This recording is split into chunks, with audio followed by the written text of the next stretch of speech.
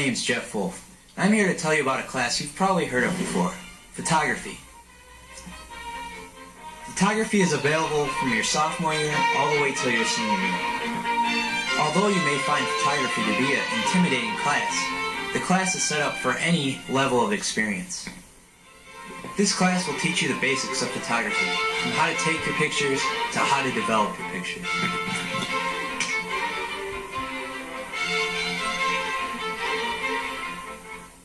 Photography class is taught by Roger Madsen. We had a chance to sit down and ask him a few questions. Let's hear what he has to say about the class.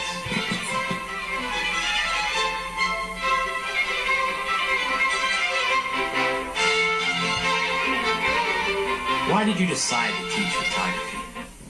Well, I've always enjoyed taking photographs, and it's an interesting area to teach because of all the variations of things you can do. And it's, of all the arts, it's probably the easiest because basically you have to snap a picture, but you bring a lot of your own individuality to it, and there are a lot of techniques, but most students, regardless of their art background, tend to do well in photography. What concepts will students learn? In terms of ideas and concepts, students learn a lot about photographing things in a different way than just a snapshot. Portraits where people just don't say cheese, but are in more expressive ways of going about it. Looking at things from unusual points of view, looking at things that are sometimes invisible, such as emotions and so on. So they learn how to look at things other than what most people do in terms of taking snapshots. So a lot of thinking. They learn how to work with depth of field so they can put things in and out of focus or make everything in focus, so to speak. They learn how to manipulate their camera so they can take sometimes multiple shots, multiple exposures.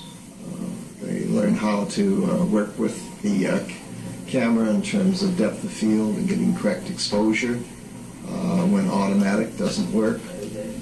They learn to take unusual points of view.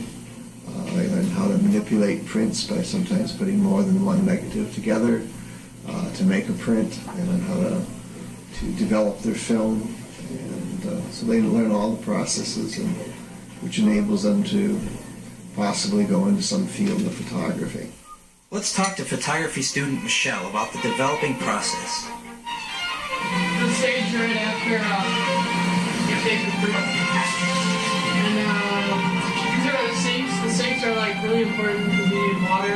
It's got to be at 68 degrees. That's why there's temperature gauges everywhere. And that little bottle, that's the developer. The glass bottles are fixed.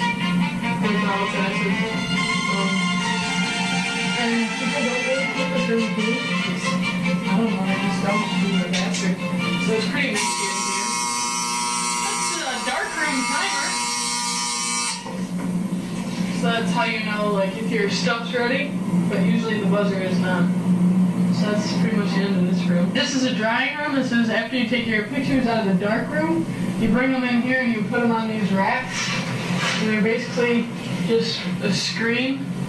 And you put your picture on it when it's wet, so all the water can dry off. That's why it's called the drying room, because stuff dries in here, hence the name drying room. And that's pretty much all this room is. Well, there you have it, the basics of photography. You can sign up for photography for a half semester or a full. Ask your counselor today about signing up.